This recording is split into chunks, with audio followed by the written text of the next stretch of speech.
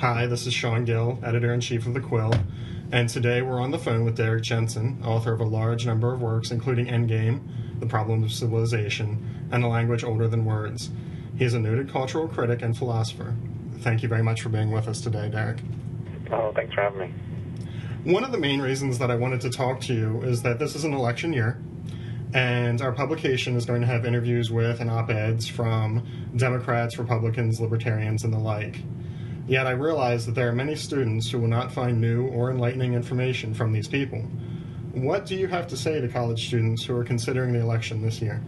That I ask people all over the country if they believe that we really live in a democracy, and nobody ever says yes.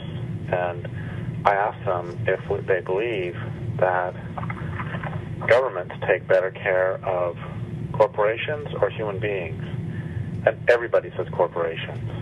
And we live under a system that is more sophisticated than authoritarian systems of the past. And one of the very smart things that they've done is to turn into a two-party, one-party system. When I was a teenager, I was very right-wing, and I loved laughing at the hypocrisy of the Soviet Union, which had an elected body, the Politburo, but it was like 99% or 97% Communist Party members. Like, ha, ha, ha, what sort of democracy can you have when it's 97% members of one party? But how many members of the U.S. Congress are capitalist party members? It's not really so funny anymore, and it's really ridiculous when our choices are between two organizations, the Democrats and Republicans, who serve corporations. And I guess that's the first thing I would like to say to college students is, a doctor friend of mine is always fond of saying that the first step toward cure is proper diagnosis. And I think the first thing we have to do, that we have to do before we can figure out what we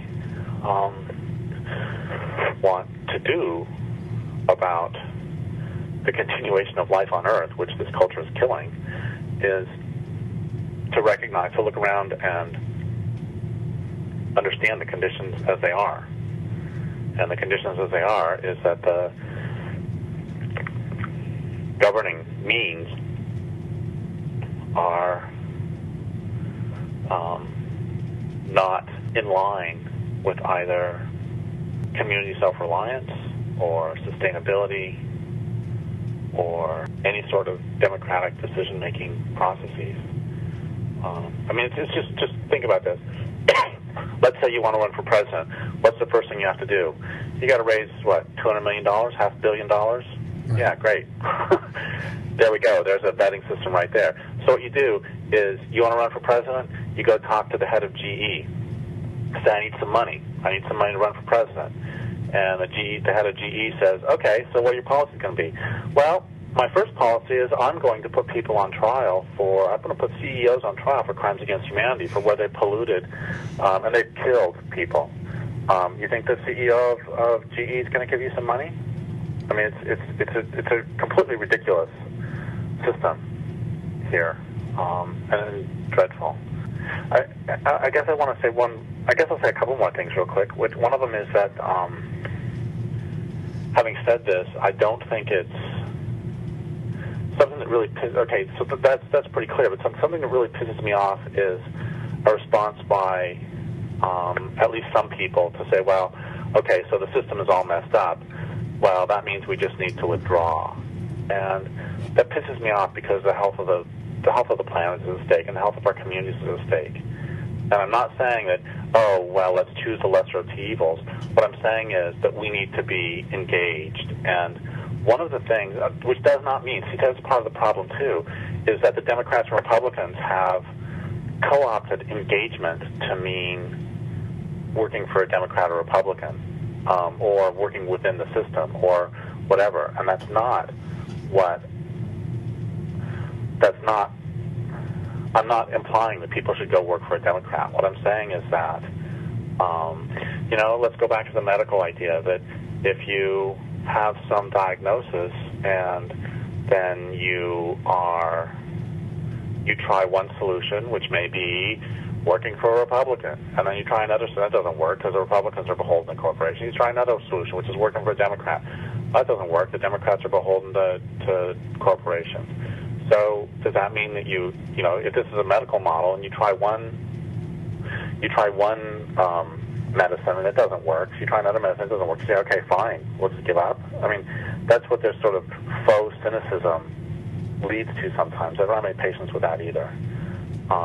So I would say be politically engaged. What I would really say is find what you love and then defend it, because it's under attack. And if what's important to you is the bodily integrity of women, then work on stopping men's violence against women. If what's important to you is that we have safe drinking water, then work on stopping pollution and figure out ways to do this that are actually effective. I guess one more thing I want to say, is, and I don't know if it's going to fit into a newspaper article, but there's this great essay by Lewis Mumford, written in the 1964, I think, called, it's either called Authoritarian Democratic Techniques or Democratic Authoritarian Techniques. And it's, he talks about how it is that the current way of thinking, the current way of governing, which he was talking about in 1964, and it goes back further than that. He says, how do we put up with this obviously autocratic system where we know that our best interests are not being served? And he calls it a magnificent bribe. And what he talks about is how the thing that's been done that's so brilliant by those in power, it's not a conspiracy. It's like my friend says, that you don't need a conspiracy when everybody thinks the same. It's just the way the system works. That what it's done is it has promised us all a piece of the pie in exchange for not asking for anything that the system doesn't deliver. So the point is that we get strawberries, even though they taste like cardboard, strawberries in January and tomatoes in January in exchange for, and we get 50 different types of toothpaste and 50 different types of breakfast cereal. And we get all that in exchange for giving up everything else, which is community decision-making processes, which is a livable planet, which is clean water, which is clean air. And we as a whole have bought into that magnificent bribe. And so that's another reason the system is able to perpetuate itself. Because obviously when you just put it, well, shoot, obviously Democrats and Republicans and other major parties, insofar as they exist, are all beholden to corporations. And they all perceive capitalism as more important than life on the planet. Well, that's, if we just put it that baldly, of course it's ridiculous, and no sane person would buy into this. But we do, and one of the reasons we do is because we get 35 different types of toothpaste. Okay. And we get really cool computer games. In the need to be engaged, is there any real need to engage in presidential electoral elections? Is there any reason to vote for a presidential candidate? Well, I'm a big believer in people doing what they're called to do, and I haven't voted for a regular presidential candidate since I think 1988 was the last time I fell for that particular scam, and ever since then I do vote, but I voted for a friend of mine a couple times. I voted for Emma Goldman once, even though she's dead. I voted for Ralph Nader in 2000. I voted for Leonard Peltier in 2004 or 8. I don't remember which. And so I just do that, because I figure, honestly, in Leonard Peltier's case, he's in prison, and if I were in prison, I'd rather get, 15,001 votes rather than 15,000 votes. I just thought it was like just a tiny bit of solidarity. Tiny. But the thing I do actually feel a bit more strongly about, so I don't actually care about voting on the presidential level. I think it's all, and I refuse to do the lesser of two evils thing. But I mean, that's a con that the Democrats have put on us too many times. I've heard so many times say, okay, one last time, hold your nose and vote. It's like, how many times they get to say one last time? And on the other hand, one thing I think that the right wing has done exceptionally well, but the left wing has done a terrible, terrible job of, has been to stack local elected offices with their ideologues. And I see it in the community where I live. The Tea Party has done a fabulous job. And before the Tea Party, going back a long time, they've done this just basic work of getting elected to school boards, getting elected to Harbor Commission, getting elected to library boards. And one of the reasons that this is one of the ways you end up with those insane decisions where, this is a great example.